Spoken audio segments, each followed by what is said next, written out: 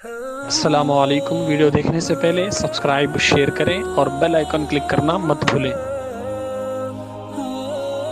ہے تراوی اور تسابی سے مزین خوب تر، سحر و افطاری کی برکت پا رہا ہے ہر بشر، دولت تقوی سے سب کا ہو گیا تازہ ایمان، بولے خوش ہو کر رضوان مرحبا ماہ الصلاۃ والسلام علیک یا رسول اللہ وعلی علیک واصحابک یا نور اللہ صلی اللہ تعالی علیہ وسلم۔ ناظرین و سامعین، السلام علیکم ورحمۃ اللہ وبرکاتہ۔ الحمدللہ پہلے روزے سے ہم قرآنی معلومات کے حوالے سے بہت سارے احکام، مسائل وغیرہ سن رہے ہیں۔ آج سورہ فاتحہ کے حوالے سے کچھ مسائل ہم سیکھیں گے، اور نماز میں یہ الحمد شریف سورہ فاتحہ پڑھنے کے حوالے سے کچھ فقہی مسائل، شرعی مسائل انشاءاللہ سنیں گے۔ پہلے میں عبارتیں پڑھنے سے پہلے جو مسائل ہیں خلاصتاً آپ کو عرض کر دوں۔ اگر بندہ تنہا پڑھ رہا ہے نماز، تو ہر رکعت میں سورہ فاتحہ، الحمد کا سورہ جسے بولتے ہیں، الحمد شریف بولتے ہیں، ایک مرتبہ پڑھنا واجب ہے۔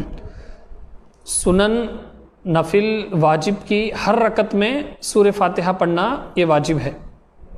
جان بوجھ کر اگر نہیں پڑھے گا تو نماز ہی نہیں ہوگی، مکروہ تحریمی ہوگی، فرض ادا ہوگا، بعد میں پھر ایک بار ریپیٹ کر لینا پڑتا۔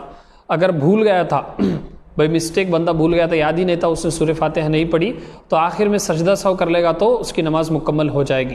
ایک تو یہ بات۔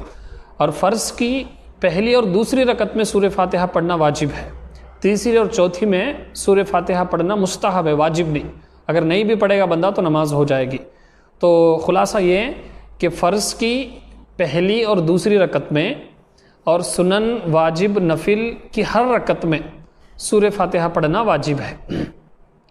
فرض کی تیسری اور چوتھی مطلب جیسے ظہر میں 4 رکعت ہوتی، عشاء میں 4 رکعت ہوتی اور مغرب میں 3 رکعت ہوتی، تو ان میں فرسٹ اینڈ سیکنڈ میں سورہ فاتحہ پڑھنا یہ واجب ہے۔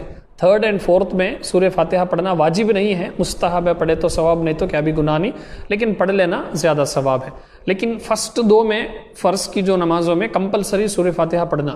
باقی سنت نماز کی چاہے 4 پڑھ رہے یا 2 پڑھ رہے، تو ہر رکعت میں جب سنت اور نفل نماز ہم پڑھیں، جیسے تراویح کی نماز پڑھتے ہیں سنت موقدہ، اس کی ہر رکعت میں سورہ فاتحہ پڑھنا یہ واجب ہے۔ ایک تو یہ چیز۔ اور جب امام صاحب کے پیچھے ہم کھڑے ہو کر نماز پڑھتے ہیں، چاہے وہ جمعہ کی نماز ہو، چاہے فجر کی ہو، کوئی بھی نماز ہو، امام صاحب کے پیچھے جب ہم کھڑے ہو کر پڑھیں گے، اس وقت امام صاحب کے پیچھے قرآن پڑھنا منع ہے اور یہ حرام ہے، ثواب میں الٹا گناہ ملے گا۔ رکوع میں تسبیح پڑھ سکتے، سجدے میں تسبیح پڑھ سکتے، اتحیات پڑھنا ہے، درود ابراہیم پڑھنا ہے، ثنا پڑھنا ہے، لیکن جب قیام کی حالت میں جب ہم کھڑے ہوں گے، اس وقت امام صاحب جب تلاوت کریں گے، اپنی زبان کو، ہونٹوں کو بند رکھ کر خاموشی سے اس تلاوت کو سننا ہے۔ بعض لوگ یہ کرتے کہ جو امام صاحب سورہ پڑھ رہے ہوتے انہیں بھی یاد رہتے ہو، تو انہوں بھی ایسا امام صاحب کے ساتھ پڑھتے رہتے، یہ گناہ ہے۔ آگے میں حدیثیں آپ کو بتاؤں گا، ناجائز ہے۔ ایک تو یہ چیز۔ دوسرا، ظہر اور عصر میں بھی امام صاحب سری نمازوں میں پڑھتے۔ بعض لوگ سمجھتے کہ ظہر اور عصر کی نماز میں امام صاحب نہیں پڑھتے، اس لیے ہمیں پڑھ لینا، ایسا سمجھتے نہیں۔ جب جماعت سے آپ پڑھ رہے ہیں تو ظہر میں بھی، عصر میں بھی امام صاحب تلاوت کریں گے۔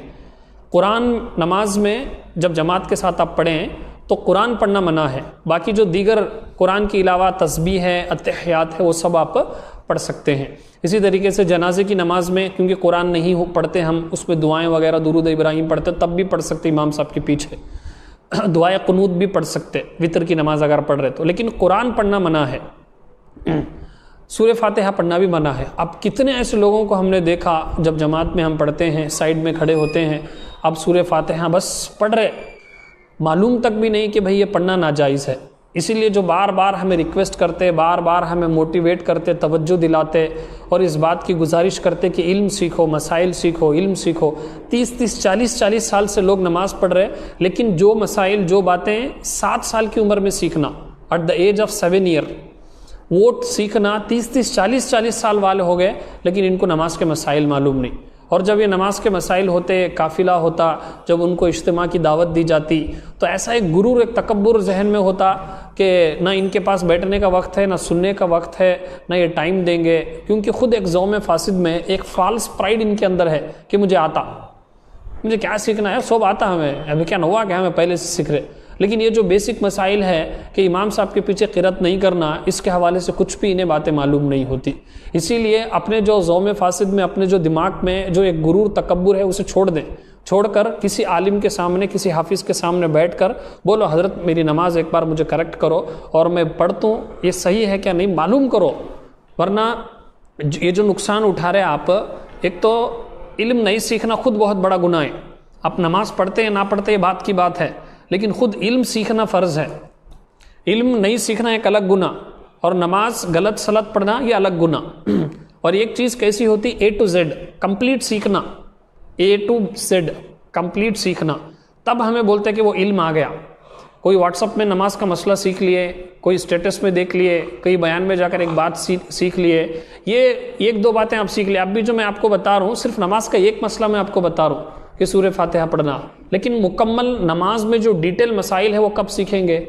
پوری زندگی ہوگی. اب اس میں نماز کے شرائط اگر پوچھ لیں، نماز کے فرائض اگر پوچھ لیں آپ تو اسی لیے خدا را برا نہ مانے بغیر یہ ہر چیز میں ہوتا. تو اپنا وقت نکالیں اور خود اپنے آپ کو ڈیڈیکیٹ کریں، سیکھیں. آن لائن بھی سیکھ سکتے، اجتماعات میں بھی سیکھ سکتے، ہمارے پروگرامز دیکھیں آپ. اس لیے نہیں کہ میں بول رہا ہوں، بلکہ یہ ضروری مسائل ہیں، سیکھیں اس کو. ورنہ نماز پڑھ کر بھی آپ گناہ لے کر جائیں گے. کیوں ہمارا نماز سے برکت نہیں مل رہی؟ کیوں ہمارا نماز میں سکون نہیں مل رہا؟ کیوں نماز پڑھنے دل نہیں لگ رہا؟ کیوں نماز پڑھنے کے بعد بھی پرابلمس، ٹینشنس ایسے ہے؟ کیونکہ ہمیں نماز سیکھی نہیں پوری زندگی، بس ایک فارمیلٹی کی طرح سب جنے پڑھ رہے ہیں، ہمیں بھی پڑھنا. تو اس کو برا مانے بغیر تھوڑا سیریس سے، سنجیدگی سے لے کر اگر آپ سمجھیں گے تو بات ہوگی. ورنہ میدان محشر میں وہ رسوائی ہوگی، پچھتاوے کے سوا کچھ بھی نہیں ہوگا. مسائل سنیں. نماز میں سورہ فاتحہ پڑھنا واجب ہے. امام اور تنہا نماز پڑھنے والا اپنی زبان سے سورہ فاتحہ پڑھے گا. اب زبان سے پڑھنا، بعض لوگ بولتے ہیں کہ ہوٹاں بند رہتے ہیں، ان کے ہوٹ تک بھی مومنٹ، لپ مومنٹ بھی نہیں ہوں گے. تو یاد رکھو یہ جو دل میں پڑھنے کا جو تصور ہے، اس سے یہ جو پڑھنے کی جو ضرورت ہے، یہ جو پڑھنے کا واجب ادا نہیں ہوگا. کم سے کم اپنی کان تک آواز آئے اتنی آواز سے بولنا. اللہ اکبر. پورے آس پاس والوں کو سنانا ضروری نہیں ہے، لیکن کم سے کم اپنی کان کو سنے آئے اتنا پڑھنا. یہ جب تنہا پڑھ رہا ہے اللہ اکبر بھی اتنی آواز سے بولے بندہ، اور جب سورہ فاتحہ کی تلاوت کرے تنہا پڑھتے وقت تو بھی پڑھنا ضروری ہے. امام کے پیچھے خاموش رہے گا. یہ دیکھو امام کے پیچھے خاموش رہے گا، اور جہری نماز میں اس کی قرات بھی سنے گا. یعنی جب بلند آواز سے امام صاحب نماز پڑھ رہے، جیسے فجر میں، مغرب میں، عشاء میں اور جمعہ میں، تو امام صاحب کی قرات بھی سنے گا. اور اس کا یہی عمل پڑھنے کے حکم میں ہے، یعنی اس کا سننا ہی پڑھنا ہے. مقتدی کے پیچھے جو بندہ سن رہا وہ خود اس کے لیے سننا ہے. قرآن میں آیت کریمہ ہے، فرمایا گیا وَإِذَا قُرِئَ الْقُرْآنُ فَاسْتَمِعُوا لَهُ وَأَنصِتُوا لَعَلَّكُمْ تُرْحَمُونَ. اور جب قرآن پڑھا جائے تو اسے غور سے سنو اور خاموش رہو تاکہ تم پر رحم کیا جائے. دو چیزاں، ایک غور سے سننا بھی، ایک خاموش رہنا بھی فرمایا گیا. حدیث ہے، آقا کریم علیہ السلام ارشاد فرماتے ہیں کہ جب امام قرات کرے تو تم خاموش رہو. اور ایک روایت میں آقا علیہ السلام ارشاد فرماتے ہیں جس شخص کا کوئی امام ہو تو امام کا پڑھنا ہی مقتدی کا پڑھنا ہے. اس کے علاوہ بہت ساری حدیثیں ہیں. امام اعظم ابو حنیفہ یہ مسئلہ بتاتے تھے کہ امام کے پیچھے پڑھنا ضروری نہیں، امام کے پیچھے قرات کرنا یہ لازم نہیں. امام صاحب یا امام اعظم ابو حنیفہ یہ مسئلہ بتاتے تھے. بہت سارے لوگ ہیں نا یہ آرگیو کرنے لگے، ڈسکس کرنے لگے، کیسا بولتے تمہیں امام صاحب کے پیچھے ہمیں نماز قرآن نہیں پڑھے تو نماز کیسا ہوتی، ایسا ڈسکس کرنے لگے. تو امام اعظم ابو حنیفہ ان کو کیسا سمجھائے؟ ان کے پاس بہت سارے لوگ ہیں. یعنی خلاصہ ہے امام اعظم ابو حنیفہ کیا بولے، امام کے پیچھے قرات کرنے کی، قرآن پڑھنے کی ضرورت نہیں ہے. امام صاحب جو پڑھتے ہیں وہی تمہارے لیے کافی ہے. لیکن جب تمہیں انڈیویجول پڑھ رہے، تنہا پڑھ رہے، تو اس وقت تمہیں قرات کرنا ضروری ہے. لیکن امام کے پیچھے تمہیں خاموشی سے سننا ہے. لیکن بعض لوگ ایسے اپوز کرے، ویسا کیسا ہوتا ہمیں امام صاحب کے پیچھے بھی تلاوت کرتے. تو امام اعظم ابو حنیفہ ان کو سمجھائے، کیسا سمجھائے؟ تو ان کے پاس مدینہ منورہ کے چند علماء امام اعظم ابو حنیفہ کے پاس اس غرض سے آئے کہ وہ امام کے پیچھے مقتدی کی قرات کرنے کو معاملے میں ان سے مناظرہ کریں، یعنی ڈسکس کرنے، ڈیبیٹ کرنے آئے تمہیں بول رہے سو غلط ہو، ہمیں کر رہے سو صحیح، تو ڈیبیٹ کرنے آئے۔ امام اعظم ابو حنیفہ نے ان سے فرمایا کہ سب سے مناظرہ کرنا میرے لیے ممکن نہیں ہے، جتنے لوگ تمہیں آئے ہیں ان سب سے میں ڈیبیٹ نہیں کر سکتا۔ آپ ایسا کریں کہ مناظرے کے معاملے میں اس کے سپرد کر دیں جو آپ سے سب سے زیادہ علم والا ہے، یعنی جتنے لوگ تمہیں آئے ہیں ان میں سے کسی ایک کو تمہیں بڑا بنا لو، میں اس سے ڈیبیٹ کرتا ہوں۔ میں سب سے ڈیبیٹ کرنا اور سب سے میں ڈسکس کرنے کے لیے میں نہیں کر سکتا، کسی ایک کو آپ بڑا بنا لو اس سے جو سب سے زیادہ علم والا ہے، تاکہ میں اس کے ساتھ مناظرہ کروں۔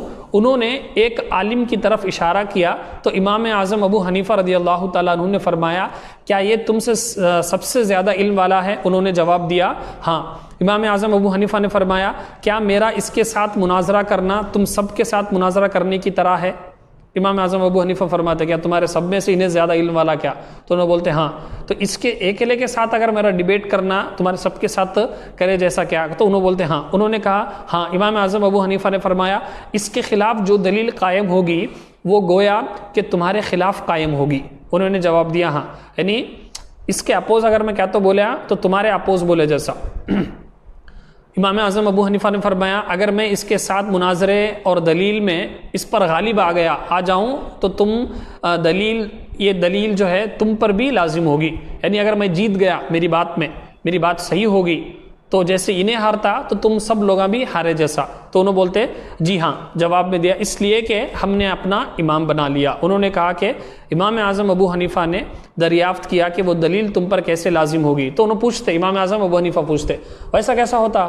کہ تو آپ ان کو سمجھا رہے امام اعظم ابو حنیفہ اب جب اس کا بولنا تمہارا سب کا بولنا ہے، اس کا ہارنا تمہارا سب کا ہارنا ہے، اس کا جیتنا تمہارا سب کا ہارنا ہے، تو اب امام اعظم ابو حنیفہ فرماتے اس لیے کہ ہم نے اپنا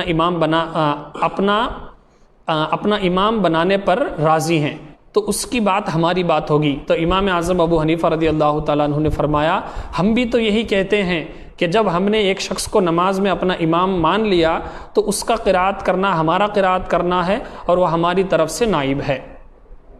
یعنی اتنے بہترین انداز میں امام اعظم ابو حنیفہ لاجیکلی ان کو سمجھایا کہ جیسے تمہیں بول رہے کہ اس کا کرنا تمہارا کرنا ہے، اس کا ہارنا تمہارا ہارنا ہے، تو بالکل اسی طریقے سے امام کا قرات کرنا جو ہے یہ مقتدی کا قرات کرنا ہے۔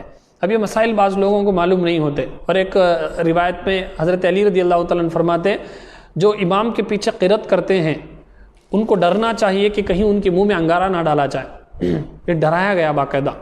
تو اسی لیے یہ مسائل اور بہت سارے مسائل ہیں، صرف ایک مسئلہ میں نے آپ کے سامنے ذکر کیا، وقت کتنا ہو گیا آپ خود دیکھ لیں، لیکن ایسے بیسیوں مسائل ہیں جس پہ ہم غلطیاں کرتے۔ نماز میں جو بیسک چیز ہے نماز، اس کے بارے میں فرمایا کہ 7 سال کی عمر میں حکم دو نماز پڑھنے کا، 10 سال کی عمر میں مار کر نماز پڑھاؤ، لیکن اسی نماز کے بارے میں ہمیں علم نہیں ہے۔